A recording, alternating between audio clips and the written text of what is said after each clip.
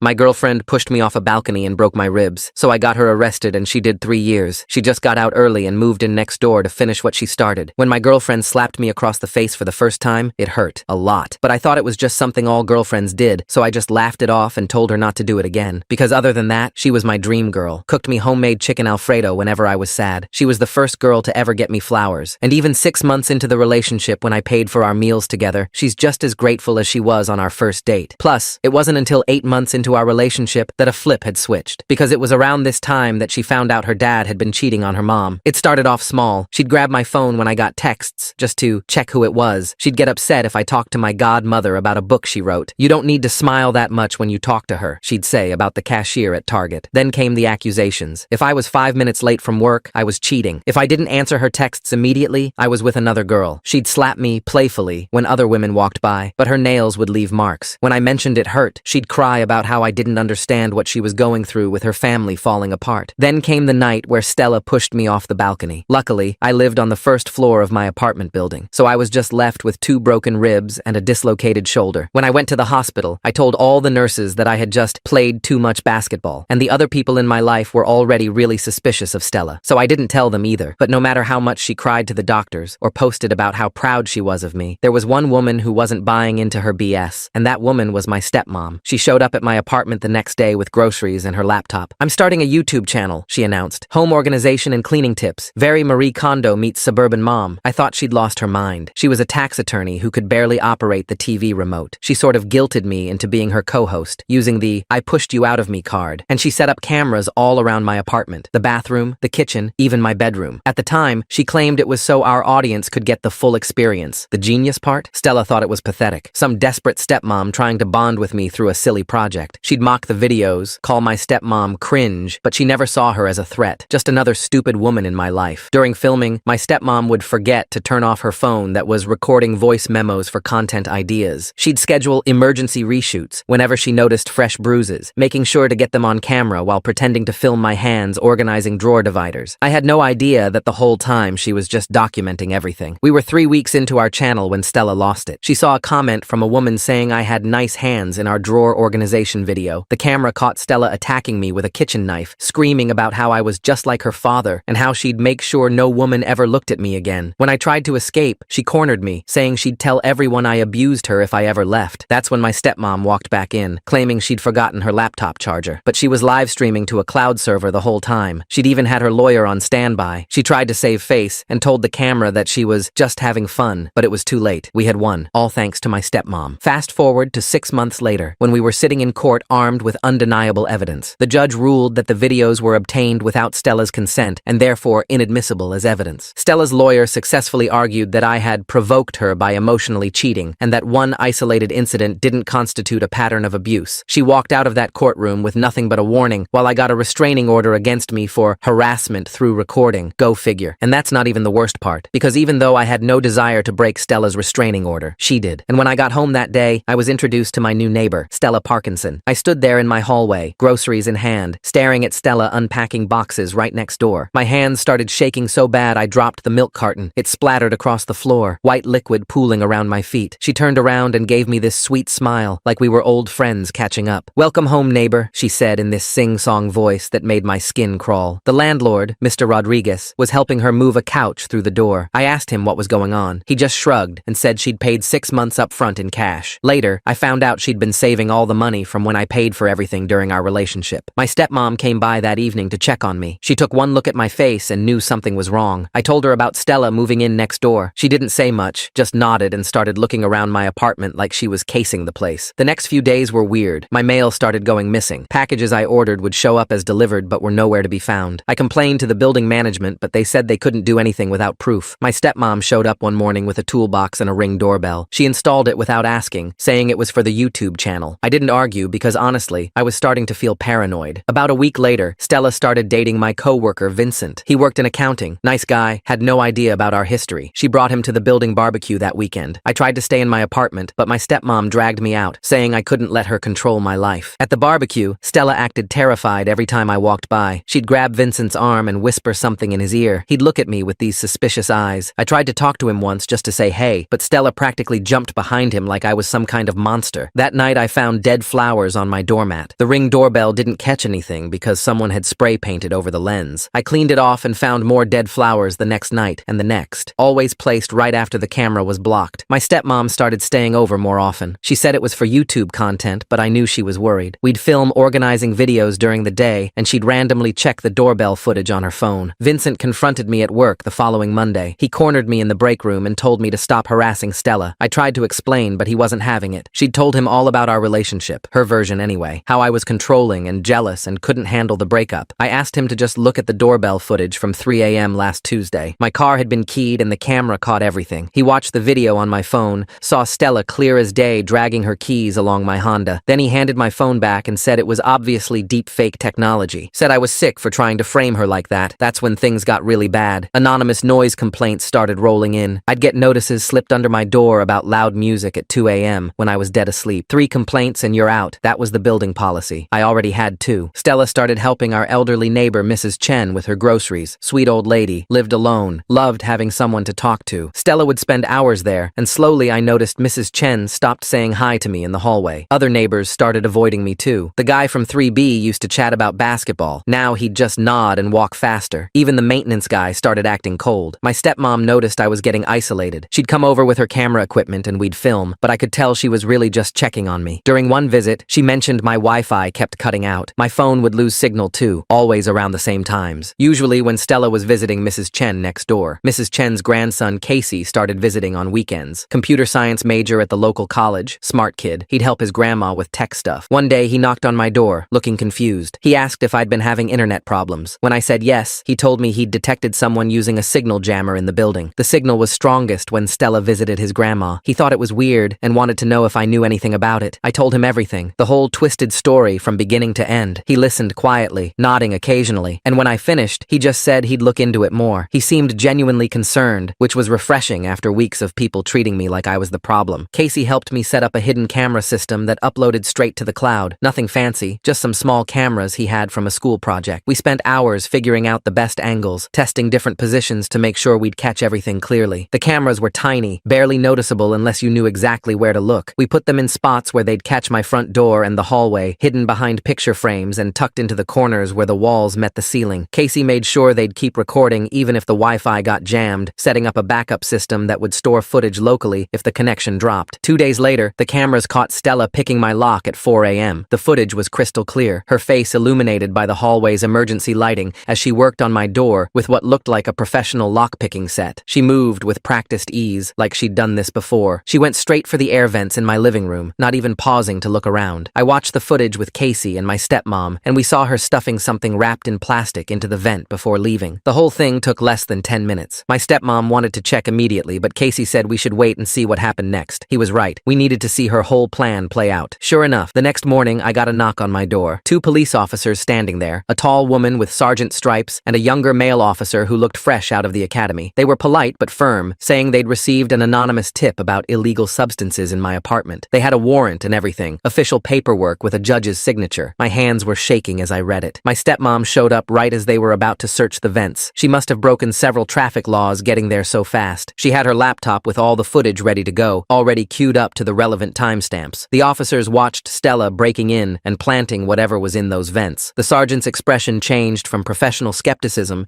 to genuine concern as she watched. They still had to check. Found a bag of pills I'd never seen before, little blue tablets in a clear plastic baggie. But with the video evidence showing Stella planting them during a criminal break-in, they knew I was being set up. The sergeant carefully bagged the evidence and took detailed notes while the younger officer made copies of our footage. They took the footage and said they'd be in touch, giving me their direct numbers and case reference. Stella made bail the next day, $5,000, which she somehow had ready from her trust fund, something she'd never mentioned during our relationship when I was paying for everything. I saw her in the hallway that evening, and she just smiled at me. Not a normal smile. It was cold, calculated, like a predator sizing up prey, like nothing had happened, like she hadn't just tried to get me arrested and potentially ruin my entire life. My hands were shaking again, but I just went inside and locked my door, adding the chain and deadbolt for good measure. That's when she started dating my boss, Brian. Found out through Vincent, who was still convinced I was the bad guy. He told everyone at work that I was harassing Stella so badly that she needed protection, spreading the story during lunch breaks and coffee runs. Brian was this older guy, mid-50s with thinning hair that he tried to hide with expensive haircuts, divorced, always trying to act younger than he was. He wore designer designer jeans to casual Fridays, and referenced memes that were already outdated. Stella probably told him some sob story, and he ate it up, seeing himself as her knight in shining armor. The threatening messages started coming from random numbers. I'd get texts at all hours, 2 a.m., 4 a.m., during important meetings at work. They said things like they knew where I lived, that I'd regret messing with her, that she'd destroy my life piece by piece. Some were more specific, mentioning things about my daily routine that only someone watching me would know. Nice coffee shop you went to this morning. That blue shirt really brings out the fear in your eyes. But every time I tried to trace the numbers, they were already disconnected. Burner phones that she'd use once and toss, probably bought with cash at different stores around the city. My stepmom was basically living at my apartment by then. She'd sleep on my couch with her laptop, obsessing over every piece of footage we had. She'd set up a whole command center on my coffee table. Multiple screens, notebooks full of timestamps and observations, a whiteboard where she tracked patterns. She started noticing things I'd missed. The threatening calls always came when Stella was visiting Mrs. Chen, but Stella's phone would be off or at her apartment, according to the location data we could see from social media posts. She'd post pictures from her couch while somehow also leaving me voicemails. Then my stepmom had an idea. She started visiting Mrs. Chen too, bringing her homemade cookies and chatting about their grandkids. Mrs. Chen was lonely. Her family lived across the country, so she welcomed the company. They'd sit in her living room surrounded by photos of grandchildren, sipping tea and talking for hours. My stepmom learned that Mrs. Chen's husband had passed away 2 years ago, that she struggled with the rent sometimes, that Stella had started helping her with groceries. Mrs. Chen mentioned how nice Stella was, always offering to watch her apartment when she went grocery shopping. My stepmom asked if Stella ever used her landline, and Mrs. Chen said yes. She'd asked to make a few private calls because her cell service was bad. Always when Mrs. Chen was out, always closing the bedroom door for privacy. We had Casey set up a recording device on Mrs. Chen's phone, with her permission once we explained everything. Mrs. Chen's face had gone pale when we showed her the evidence, her hands trembling as she held the photos of Stella breaking into my apartment. She was horrified that she'd been used like that, kept apologizing even though we told her it wasn't her fault. The next time Stella visited and Mrs. Chen went shopping, we got everything. Stella calling from the landline, leaving me threatening voicemails and a voice dripping with venom, even calling my workplace to make anonymous complaints about inappropriate behavior and suspected substance use. Vincent finally started to see the truth when Stella slipped up. She was ranting to him about me during lunch at their favorite sandwich shop, saying things that only someone who'd been in my apartment recently would know, like how I'd reorganized my bookshelf by color instead of author, or gotten a new coffee maker, a fancy espresso machine my stepmom had bought me. She mentioned the Van Gogh print I'd hung in my bathroom, the stack of therapy books on my nightstand. Vincent knew I hadn't let her in, so how did she know? He started paying attention and noticed other things that didn't add up. Times when she claimed to be one place, but seemed to know about events happening somewhere else. The way she'd smirk when talking about my problems at work, like she knew something he didn't. He came to my apartment one night, looking rough. His usually perfect hair was disheveled, his shirt untucked, dark circles under his eyes like he hadn't slept in days. Said he needed to tell me something. Stella had been using his work computer when they hung out at lunch. She'd joke about sending emails from his account. Harmless pranks, she called them. Just little things to mess with coworkers, she'd say with a laugh. But he'd checked his sent folder and found emails to HR complaining about me. Detailed complaints about my work performance, my attitude, even allegations of theft. Emails he never wrote, sent during times when he was in meetings or out of the office. I told him we needed to document everything. He started forwarding me texts where Stella admitted to accessing his computer. She'd brag about how easy it was to mess with people digitally, how she'd learned from online forums and YouTube tutorials, how she'd learned to forge email headers and fake timestamps from some hacker boyfriend she'd had in college. She thought she was being clever, showing off to her new boyfriend, not realizing she was creating evidence against herself. But then Stella found out Vincent was talking to me. I don't know how. Maybe she was tracking his phone or reading his messages. She had mentioned once knowing about some app that could clone text messages to another device, but she knew, and she decided to destroy him too. Suddenly, money went missing from his department's discretionary fund. Small amounts at first, $50 here, $100 there, then bigger ones. All traced back to Vincent's login credentials, all during times when security footage showed him nowhere near his desk. He got fired on a Thursday. Security escorted him out while everyone watched, the walk of shame past all our co-workers who whispered and stared. They made him pack his desk into a cardboard box while a guard stood over him. Stella was there, playing the supportive girlfriend, rubbing his back and shooting dirty looks at anyone who stared too long. But I saw her smirk when he wasn't looking, just a quick flash of satisfaction before her face returned to fake concern. Vincent came straight to my apartment after, completely broken. He sat on my couch and cried. This guy who'd once been so confident, reduced to nothing by her manipulation. But he'd done something smart before leaving. He'd forwarded every single text and email from Stella to HR and to Brian, creating a paper trail they couldn't ignore. Brian called me into his office the next day. The corner office with the view of downtown, usually his private pride and joy, felt oppressive that morning. He had printed out everything Vincent had sent, pages and pages of Stella admitting to using company computers, joking about framing people, detailed descriptions of how she'd accessed secure systems. She'd even sent him selfies from his own desk when he was in meetings. His face was pale and he kept apologizing,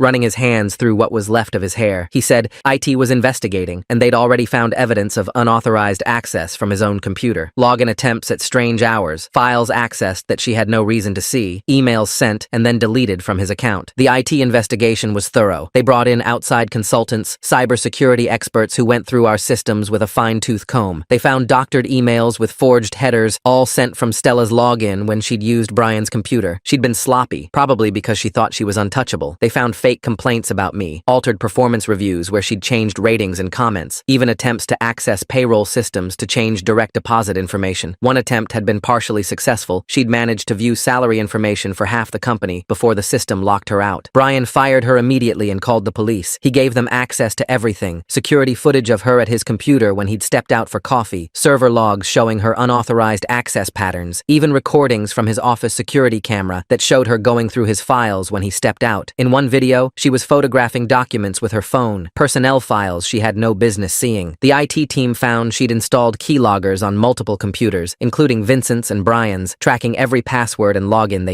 used. The police arrested Stella at her apartment. I watched from my doorway as they led her out in handcuffs. She was wearing designer workout clothes, probably about to head to the gym, her hair in a perfect ponytail. She saw me and started screaming that I'd ruined her life, that this was all my fault. Her face contorted with rage, nothing like the sweet persona she'd worn for so long. The officers just kept walking, one of them telling her she had the right to remain silent. Mrs. Chen was in her doorway too, shaking her head sadly, clutching her worn housecoat around her. The trial was quick. With all the evidence we'd collected, her lawyer didn't have much to work with. He tried to argue emotional distress, temporary insanity brought on by a bad breakup, but the prosecutor shut that down fast. Breaking and entering from the apartment footage, evidence tampering from planting those pills, harassment from all the messages and calls, cyber stalking from the work computers, identity theft from using Vincent's credentials, wire fraud from the missing money. The judge gave her 5 years, the maximum for the combination of charges. She'd serve at least 3 with good behavior. My company gave me my job back with a promotion. Brian felt so bad about everything that he fast-tracked me to team lead. The raise was substantial, enough that I could finally afford a better apartment. Vincent got his job back too, with back pay and an apology. The company implemented new security measures because of what happened. 2-factor authentication, regular password changes, restrictions on computer access. They brought in consultants to train everyone on social engineering and how to protect against it. My stepmom's YouTube channel exploded after she posted a series about recognizing manipulation tactics. She never mentioned Stella by name, just talked about general warning signs and how to protect yourself. The videos got millions of views, and companies started asking her to speak at events. She used the money to help pay for my therapy, insisting it was the least she could do after everything I'd been through. I found a new apartment across town. Nothing fancy, just a quiet place where nobody knew my history. Second floor of a small building with good natural light and neighbors who minded their own business. Casey helped me set up a security system, just basic stuff for peace of mind. Motion sensors, window alarms, a doorbell camera positioned at normal height this time. My stepmom still visits, but now it's just for regular family dinners, not crisis management. We cook together and talk about normal things. Her channel, my work, anything but the past. Mrs. Chen sends me cookies sometimes. She feels terrible about being used by Stella and always apologizes when she sees me. I tell her it wasn't her fault. Manipulative people are good at finding kind hearts to exploit. She's more careful now about who she lets into her apartment, installed a chain lock and a peephole at my stepmom's suggestion. Vincent and I are actually friends now. Weird how trauma bonds people. We get beer sometimes at this little pub downtown and talk about work, sports, anything but her. He's dating someone new, a nice woman from accounting who thinks his story about his ex is insane. She's good for him, helps him laugh about things that used to make him angry. My stepmom still films videos, but now I'm just an occasional guest. She's got a whole team and everything. Editors, a social media manager, even a small studio space she rents downtown. Sometimes she'll have me on to organize a closet or demonstrate home security tips. The comments are always positive. Nobody knows I'm the son from her manipulation series, and we keep it that way. Therapy is helping. My therapist says I'm making progress, learning to trust again. We meet every Wednesday in her office with the soft lighting and too many throw pillows. I still flinch when someone moves too fast near me, but it's getting better. I'm even thinking about dating again, maybe in a few months when I feel ready. There's someone at the coffee shop who's been flirting, leaving little notes on my cup. Normal, sweet gestures that don't feel threatening. The restraining order is permanent now. Stella can't come within 500 feet of me, my workplace, or my family. When she gets out, she'll have to register her address stress with the court. Part of me worries about what happens then, but my therapist says I can't live in fear of someday. We work on mindfulness exercises, staying present instead of catastrophizing about the future. I learned a lot from this whole mess, like how abuse doesn't always look like what you expect, how manipulation can be subtle until it's not, how important it is to have people who believe you, and how sometimes the person trying to save you might be filming a YouTube video while doing it. I learned about gaslighting and love bombing, terms I'd never heard before, but recognized immediately once explained. My life is quiet now, and I like it that way. No drama, no dead flowers, no mysterious packages going missing, just normal days with normal problems. My biggest worry is usually whether to get pizza or Chinese food for dinner. After everything that happened, boring feels pretty good. I have routines that feel safe. Gym in the morning, work, dinner at home. Weekends are for basketball and catching up on shows. Sometimes I think about that first slap and how I laughed it off. I know better now. I know that love doesn't hurt, that jealousy isn't romantic, that someone who really cares about you doesn't try to control you. These seem like obvious things, but when you're in it, when someone is slowly turning up the heat, you don't notice you're boiling. The frog in the pot, my therapist calls it. I still have the scars from where her nails dug in. They're faded now, but sometimes I catch myself rubbing them when I'm anxious. Physical scars heal faster than the other kind, but I'm working on those too, one day at a time, one therapy session at a time. The nightmares have mostly stopped, though I still sometimes wake up thinking I heard someone at my door. The funny thing is, I still make chicken Alfredo sometimes. It was my favorite before I met her, and I refuse to let her take that from me too. My stepmom taught me her recipe, and it's way better than Stella's ever was. Sometimes I'll make a big batch and bring leftovers to work. Brian always grabs 2 portions and apologizes again for not seeing through her sooner. I tell him it's okay, that she fooled everyone, but I can see he still carries guilt about it. Casey graduated last month and got a job at a tech company downtown. He sent me a message saying thanks for the real-world experience in security systems. His grandma still lives next door to my old apartment. She says the new tenant is quiet and keeps to themselves. Normal neighbor stuff. She also mentioned she installed new locks after everything that happened, just to be safe. My dad called the other day. He'd heard about everything from my stepmom and wanted to check in. We hadn't talked much since he remarried, but he said he was proud of how I handled everything. Said he was sorry he wasn't there to help. I told him stepmom had it covered and he laughed, said that sounded like her. We're planning to have dinner next month, all of us together for the first time in years. Work is good now. The team respects me, and nobody whispers about me in the break room anymore. We actually won a big contract last week, and Brian took everyone out to celebrate. I caught myself actually enjoying it, not looking over my shoulder, not worried about what story someone might be spreading. My performance reviews are stellar, and there's talk of another promotion next year. My new neighbor is this older guy who collects vinyl records. Sometimes I hear jazz through the walls late at night. It's nice, reminds me that not every sound from a neighbor is a threat. He invited me over for coffee once and showed me his collection. Normal neighbor things that feel like small miracles after everything. We talk about music and his years touring with a band in the 70s. I joined a basketball league at the community center. Nothing serious, just pickup games on weekends. The first time someone accidentally elbowed me, I had to sit out for a minute to calm down. But now I can play without thinking about hospitals and lying to nurses. Progress comes in small steps. The guys on my team have become friends, people who don't know my history and just see me as a decent point guard. My stepmom wants me to speak at one of her events about surviving abuse. I'm not ready for that yet. Maybe someday, but right now, I just want to live my quiet life and heal at my own pace. She understands and doesn't push. She just reminds me that my story might help someone else recognize the signs earlier. For now, I help her answer emails sometimes, anonymous advice to people going through similar situations. The Ring doorbell is still there at my old apartment. The new tenant probably wonders why it's so high-tech. I thought about telling them the story when I moved out, but decided against it. Everyone deserves a fresh start in a new place, without the ghost of someone else's trauma. Though I did leave them a note about being careful with packages. Sometimes I run into people from the building at the grocery store or around town. Most just nod and keep walking, probably embarrassed about believing Stella's lies. A few have apologized, said they should have known better. I don't hold grudges. She was good at what she did. One woman from the 3rd floor told me she'd started recognizing similar behavior in her own relationship after watching everything unfold. She left him last month, she said. Started fresh. I told her I was proud of her, and I meant it. The best part about my new place was the parking garage. Underground, secure, needed a key fob to get in. No more worrying about my car getting keyed at 3 a.m. I just started to feel normal again when I got the letter. Official looking, from the Department of Corrections. Stella was getting out early. Good behavior, overcrowding, some program she'd completed. 3 years instead of 5. My hands shook as I read it. The letter said she'd served her time and paid her debt to society. What a joke. I called my stepmom immediately. She came over with her laptop and we started planning. First thing was upgrading security at my new place. Casey helped install better cameras, ones that uploaded to multiple cloud servers. We put them everywhere, even got permission from the building manager to add some in the common areas. He remembered the news stories about my case and was super understanding. Said he didn't want any drama in his building. 2 weeks after I got the letter, better, she was out. I found out because Vincent texted me. His new girlfriend had seen Stella at the grocery store near our old neighborhood. She was with some new guy, laughing and holding his hand like nothing had happened. Vincent said she looked different, thinner, hair dyed black, but definitely her. His girlfriend had ducked into another aisle to avoid her. I started changing my routines, different gym times, new coffee shop, alternative routes to work. My therapist said it was natural to feel anxious, but I shouldn't let fear control my life. Easy for her to say. She hadn't been pushed off a balcony, but I tried to find a balance between caution and paranoia. Some days were better than others. Then weird things started happening at work. My key card would randomly stop working. IT said it was a glitch, but it only happened to me. Emails I sent would bounce back hours later with error messages. Important files would disappear from my computer, then reappear in wrong folders. Brian noticed and had IT do a full security sweep. They found nothing but gave me a new laptop just in case. My stepmom was basically in full detective mode. She'd mapped out all of Stella's known associates, tracking social media for any sign of her. She found the new boyfriend pretty quick. Some guy named Kevin who worked at a phone repair shop. That explained a lot. He probably knew all sorts of tricks for hacking and tracking. My stepmom started visiting his shop pretending to have phone problems, documenting everything. One night I came home to find my apartment door slightly open, just a crack, but I never leave it unlocked. I called the police from the hallway and waited. They searched the place but found nothing missing or disturbed. The lock wasn't broken, no signs of forced entry, but I knew someone had been there. The super changed my locks that night and added an extra deadbolt. Vincent called me the next day. Someone had been calling his new job asking about him, pretending to be from a background check company, asking about his termination from our company. His new boss was getting suspicious. We both knew who was behind it, but proving it was another thing. Stella had learned from her mistakes. No more direct contact. No more sloppy digital trails. My stepmom's surveillance of Kevin paid off. She caught him on camera meeting with Stella at a park. They sat on a bench for maybe 20 minutes, him showing her something on a laptop. My stepmom couldn't get close enough to see what, but she got clear photos of both of them. We finally had proof she was violating the restraining order by orchestrating contact through third parties. I took everything to the police. The detective assigned to my case, Detective Rodriguez, was the same one from before. She remembered everything and took it seriously. Said they'd been monitoring Stella since her release anyway. Apparently, I wasn't her only victim with a restraining order. There were two other guys, both with similar stories. She'd dated them before me. Detective Rodriguez arranged a meeting with the other guys. We met at the police station, all of us looking uncomfortable. One was named Alan, worked in IT, dated her 5 years ago. The other was Ryan, a teacher, dated her right before me. Their stories were eerily similar. The escalation, the false accusations, the cyberstalking. Alan said she'd gotten him fired from 2 jobs before he finally got the restraining order. Ryan had to move cities to get away from her. We started a group chat, sharing information and warning signs. Alan was really good with the technical stuff, helped us all secure our digital lives better. Ryan knew about legal resources, had been through the court system multiple times with her. It felt weird, but also relieving to know I wasn't alone. We weren't friends exactly, but we understood each other in a way nobody else could. Kevin made a mistake. He tried to hack my work computer remotely, but triggered the new security system IT had installed. They traced it back to his IP address at the phone shop. When police showed up with a warrant, they found evidence of him cyber-stalking all 3 of us. Screenshots of our social media, copies of our work schedules, even floor plans of our apartment buildings. He folded immediately, admitted Stella had hired him to make our lives miserable. The police arrested Stella at her job. She'd gotten work at a marketing firm, probably lied on her application about her criminal record. They let her out in handcuffs again, but this time she didn't scream or make a scene, just stared at the ground as they put her in the car. Kevin got arrested too, charged with cyber-stalking and harassment. His shop got shut down after they found evidence he'd been installing spyware on customer phones. This time, the prosecutor went harder. Multiple restraining order violations, conspiracy to commit harassment, stalking multiple victims. Plus, she was on parole, which she'd violated big time. The judge wasn't sympathetic to her tears this time. 10 years, no early release, and she'd have to register as a stalker when she got out. It was the maximum sentence possible. Alan, Ryan, and I went for beers after the sentencing. We didn't celebrate exactly, just sat there processing. Alan mentioned he'd started dating again finally. Ryan was engaged, showed us pictures of his fiancée. They looked happy. I told them about the coffee shop girl who'd been leaving notes. They encouraged me to ask her out, said it was time to move forward. I did ask her out. Her name was Dorothy, and she was nothing like Stella. Calm, where Stella was intense. Secure, where Stella was jealous. Our first date was just coffee, middle of the day, very public. I was upfront about my past, gave her the short version. She listened without judgment, asked if I was in therapy. When I said yes, she just nodded and changed the subject to movies. My stepmom's channel hit 10 million subscribers. She used some of the money to start a foundation helping abuse victims get security systems. She never mentions my story directly, but sometimes I recognize elements in her videos. Tips that came from our experience, warning signs we learned the hard way. She's helped thousands of people, gets emails every day from survivors who say her videos saved them. Brian retired early and recommended me for his position. I didn't get it, wasn't ready for that level yet, but they made me department manager. The interview committee said they were impressed by how I'd handled adversity. I almost laughed at the understatement. Vincent works in my department now. We never talk about Stella, just focus on doing good work and supporting our team. Mrs. Chen passed away last winter, peaceful, in her sleep. Casey spoke at her funeral about how she'd helped catch a criminal by being brave enough to let them monitor her phone. Her other grandkids had no idea what he was talking about. He told the story, and they were amazed, said it sounded like something from a movie. I sat in the back row, remembering her cookies and apologies. Dorothy and I have been together 6 months now. She's met my stepmom, even been in a few videos about meal prep. My dad likes her too, says she's good for me. We take things slow, no rushing, lots of communication. When I flinch at sudden movements, she doesn't take it personally. When I need to check the locks twice before bed, she waits patiently. She's teaching me that healthy relationships exist. Casey started a security consulting company with the money he saved from his tech job. He hired Alan as his first employee. They specialize in helping stalking victims secure their digital lives, affordable rates, payment plans, sometimes pro bono for people who can't pay. They've helped dozens of people already. Casey says it's more fulfilling than his corporate job ever was. I still go to therapy every other week now instead of weekly. Progress. We've moved from crisis management to actual healing, talking about boundaries, trust, recognizing red flags early. My therapist says I'm her success story, but I don't feel successful, just surviving, one day at a time. She says that's enough, that surviving is its own kind of success. The coffee shop where Dorothy works has become my safe space. The owner knows my story, keeps an eye out for anyone suspicious. The regulars know me now, include me in their morning conversations about sports and weather. Normal human connections that feel extraordinary after everything. Dorothy makes my coffee exactly how I like it without me having to ask. Ryan got married last month. Alan and I went to the wedding. His bride was beautiful, radiant in a way that showed she felt safe and loved. During the reception, Ryan pulled us aside and thanked us, said our group chat had kept him sane during the trial. We toasted with champagne to surviving, to moving forward, to the women who'd tried to break us and failed. My new apartment feels like home now. I've hung pictures, bought furniture, made it mine. The security system is still there, but I don't check it obsessively anymore. Weeks go by where I forget about it entirely. Dorothy stays over sometimes and we cook dinner together. She's teaching me Thai recipes from her grandmother. The normalcy of it still surprises me. Work is stable, even boring sometimes, and I'm grateful for boring. My team respects me, my boss trusts me, and nobody whispers about my past anymore. New employees don't even know the story. I'm just the manager who brings good coffee and remembers birthdays. Sometimes Brian stops by to check in, but it's friendly now, not guilt-driven. I sleep through the night most nights. The nightmares are rare, usually triggered by stress at work or seeing someone who looks like her from behind. My therapist gave me techniques to manage them. Breathing exercises, grounding techniques, reminders that I'm safe now. They mostly work. Dorothy knows to give me space when I wake up panicked, wait for me to come back to myself. The restraining order is permanent, will follow her even after prison. She'll have to register her address forever, stay away from all three of us. Sometimes I wonder what she's doing in there, if she's planning her next move or finally getting help. Then I remind myself it's not my problem anymore. She made her choices, I'm making mine. My stepmom and I have regular dinners now, just family stuff. We cook together and talk about her channel, my work, Dorothy, anything but the past. Sometimes she'll mention a video idea that sounds familiar, and we'll share a knowing look, but mostly we've moved on, found new things to talk about. She's proud of me, says it often. I'm starting to believe her. The scars have faded to thin white lines. Dorothy asked about them once, and I told her. She kissed each one and said they showed how strong I was. I didn't feel strong in the moment, but I'm learning to see it her way. Survival takes strength, even when it doesn't feel like it. Getting up each day and choosing to trust again takes courage. Vincent got promoted last month. He's good at his job, deserved it regardless of everything else. We celebrated with the team, normal workplace stuff. His girlfriend is pregnant now, due in spring. They're happy, building a life together. Sometimes I catch him checking door locks twice or startling at unexpected noises. We don't talk about it, but we both know why. I'm thinking about proposing to Dorothy. Nothing fancy, just something simple and real. My stepmom helped me pick out a ring, something Dorothy mentioned liking months ago. I carry it around, waiting for the right moment. No pressure, no timeline, just when it feels right. She makes me feel safe in a way I didn't think was possible anymore. That's worth everything. Life is quiet now, and I've learned to appreciate quiet. My biggest problems are normal ones like car repairs and tax forms. I can go weeks without thinking about Stella, months without checking if she's tried to contact anyone. The fear is still there, probably always will be, but it doesn't control me anymore. I control it, keep it in a small box that I only open in therapy. Alan met someone through a hiking group. He's cautiously optimistic, says she's nothing like Stella. We joke that we should start a support group for people dating after psycho exes, but really, we're all just trying to move forward and trust that not everyone is out to hurt us. Some people are actually just kind. It's a hard lesson to relearn, but we're trying. My stepmom is writing a book about recognizing manipulation. Publishers are interested, offering good money. She wants to donate half to victim services. The other half she's saving for what she calls her retirement adventure venture fund. She showed me the outline and it's good, really helpful without being preachy. I told her I was proud of her. We've come full circle. The YouTube channel is run by a team now. My stepmom still hosts, but she's got editors, writers, a whole production crew. They film in a studio instead of my apartment. Sometimes I miss those early days when it was just us and a camera, but I'm glad she's successful. She deserves it after everything. Plus it means she only visits when she wants to, not because she's worried about me. I play basketball every Saturday morning. Same guys, same court, same terrible jokes. It's become my meditation, a place where I don't think about anything but the game. My body doesn't flinch anymore when someone comes at me for a block. I can take physical contact without panicking. Small victories that mean everything. The guys have become real friends, people I'd trust with my story if I ever wanted to share it. Next month marks 4 years since that first slap. I'll probably spend it like any other day. Work, dinner with Dorothy, maybe a movie, no big anniversary marking, no dwelling on the past, just another day in my quiet, normal life. The life I built after everything fell apart. The life she tried to take from me but couldn't. I won. Not in some dramatic way, just by surviving and thriving and refusing to let her define my future. Dorothy wants to get a dog, something small that her landlord will allow. We've been looking at rescue sites together, reading about different breeds. It feels like a big step, sharing responsibility for another living thing, but I'm ready for it. Ready for normal relationship milestones that have nothing to do with security cameras or restraining orders. Just two people building a life together, one small decision at a time. Tomorrow, I'm helping Casey with a security install for a new client, another survivor trying to feel safe again. I don't usually go on jobs with him, but this client specifically asked for someone who'd been through it. Someone who understood the fear, the hypervigilance, the need to check locks multiple times. I said yes, because I remember how alone I felt. Maybe my presence will help them feel less alone too. But tonight, I'm cooking dinner for Dorothy. Thai green curry from her grandmother's recipe. I've finally gotten the spice level right after months of trying. She'll come over after work, tired but smiling. We'll eat together at my small dining table, talking about our days, normal couple stuff. She'll help with dishes and we'll watch something stupid on TV. Maybe she'll stay over, maybe not. No pressure either way. Just two people choosing each other, one day at a time. And that's enough. More than enough. It's everything.